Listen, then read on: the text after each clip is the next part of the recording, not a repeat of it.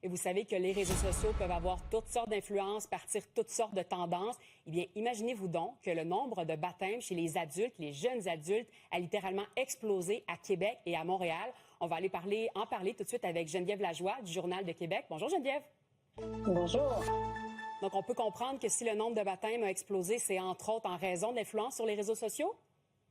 Exact. Donc, on vit un petit miracle, pour pas faire de jeu de mots, dans l'Église catholique actuellement au Québec, depuis 2 ou 3 ans. Donc, un engouement soudain des jeunes pour la religion catholique, et c'est effectivement dû notamment aux réseaux sociaux.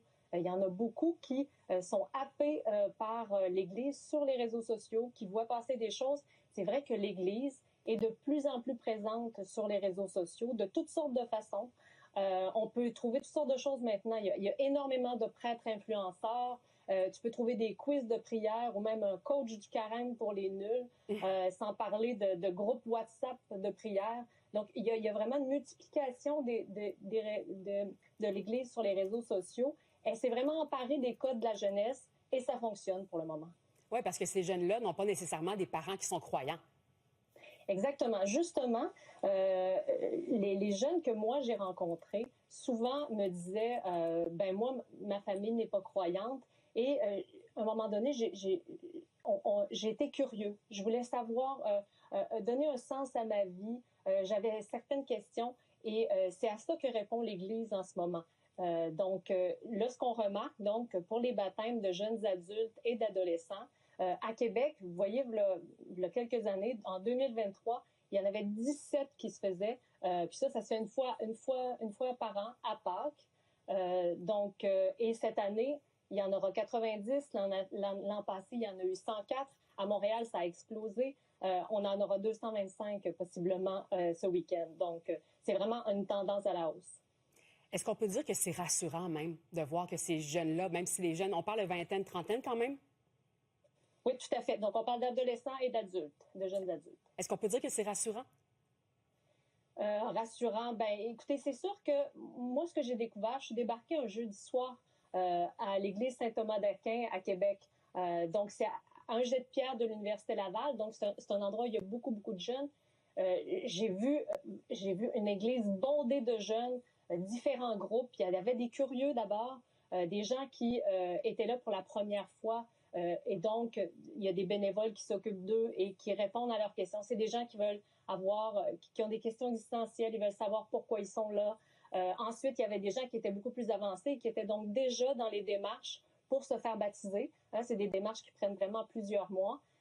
Et donc, j'en ai croisé une qui me disait, ben moi, c'est une homélie, donc un genre de sermon d'un prêtre qui est maintenant relayé par des reels sur Instagram, par exemple. Et donc, elle a été touchée par ça, et c'est ça qui a fait en sorte qu'elle s'est intéressée tranquillement à la religion catholique, et maintenant, ben, elle est en démarche, elle va se faire baptiser ce week-end. Qu'est-ce qui t'a le plus surpris dans tes recherches, dans tes discussions? Moi, ce qui m'a surpris, c'est que c'est sûr qu'on est à une ère de l'instantanéité, où l'image est extrêmement importante. Et donc, ces jeunes-là, ce qu'ils me disaient, j'ai entendu beaucoup de jeunes qui me disaient, moi, je recherche un endroit où il n'y a pas de jugement, où il y a peu de jugement. Donc, évidemment, quand à l'ère des réseaux sociaux, c'est l'image qui prime. Et j'en ai entendu beaucoup aussi qui cherchaient un sentiment d'appartenance à un groupe. Alors, c'est un phénomène très, très nouveau. Donc, c'est difficile pour le moment. Il n'y a pas de chiffres de fréquentation, mais il y a quand même l'Église qui s'est mise à faire des activités, des célébrations précisément pour eux. Donc, il y a des messes seulement pour les jeunes. Il y a des soirées de jeunes durant la semaine. Donc, l'Église qui s'adapte vraiment. Et même, j'ai rencontré une agente de pastorale qui était vraiment... qui ne représentait pas le stéréotype qu'on a de l'agente de pastorale. Je suis débarquée à l'église de Saint-André et puis elle m'attendait au presbytère, la jeune femme de 25 ans en jeans. Alors, vraiment, l'église qui se renouvelle, quoi.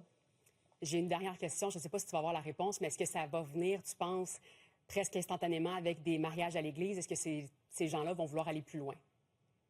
C'est une bonne question, et c'est à savoir si ce petit miracle-là qui se passe actuellement pour l'Église catholique, ça va être un miracle ou un mirage, finalement. Oui, c'est ça. Est-ce Ça va que être ça va éphémère. durer? Est-ce que ça va durer? Hein? Parce que les réseaux sociaux, il y a beaucoup de choses qui ne durent pas.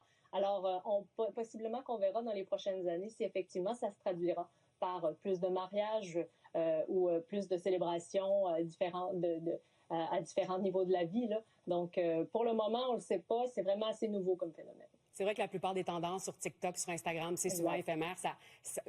On attend jusqu'à la prochaine tendance pour effacer la première. Geneviève Lajoie, très intéressant. Merci beaucoup. Donc, ceux qui veulent lire ton article, c'est dans le Journal de Montréal et le Journal de Québec aujourd'hui. Merci, Geneviève. Merci, un plaisir. Au revoir.